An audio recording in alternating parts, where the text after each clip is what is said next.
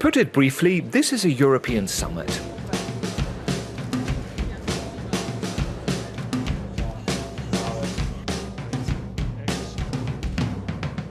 But before we get to the flesh and bones of what the European Council is, you need to remember that the European Council has nothing to do with the Council of Europe. It is based in Strasbourg in France and is an international organisation focusing almost exclusively on human rights and democracy. So, how long have European summits been taking place? A bit of history. The first one was in 1974, when the former French President Valéry Giscard d'Estaing wanted to create a club where the heads of state and government could meet regularly. And ever since, these summits have been setting the pattern for the EU's political life. But only in 2009, with the Treaty of Lisbon, did the European Council become a real institution with a president appointed for a term of 2.5 years, renewable once. So, what are these great political and media shows really for?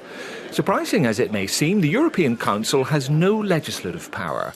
Only the European Commission can propose laws. On the other hand, the European Council defines, at the highest level, the wider political directions and priorities of the Union. However, it's becoming harder and harder to reach the famed European compromise, especially with 28 heads of state and government at the table. The general idea today is to take decisions by consensus. Since November 2014, for a decision to be adopted, it must obtain the support of 55% of the states representing at least 65% of the Union's population of 500 million people. But some decisions can also be taken by unanimity. By extension, that means each state has a right to veto on some issues. For example, to put on record a state's serious and persistent violation of EU values, issues of foreign policy or common security, or to approve amendments to the EU treaties, although that procedure has been simplified. But let's come back to European summits.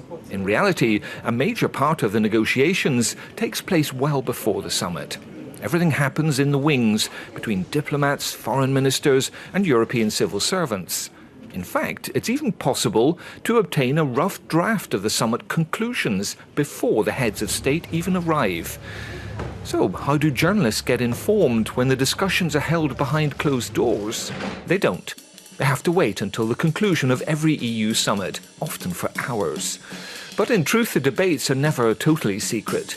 During a summit, each delegation organises press briefings. They're off the record, but information still circulates informally. And for those who can't get to summits, social media has stepped in.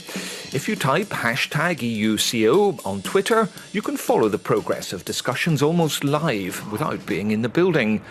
Talking of buildings, the heads of state used to meet here in the Justus Lipsius building, but from now on they will also meet in the Europa building in Brussels.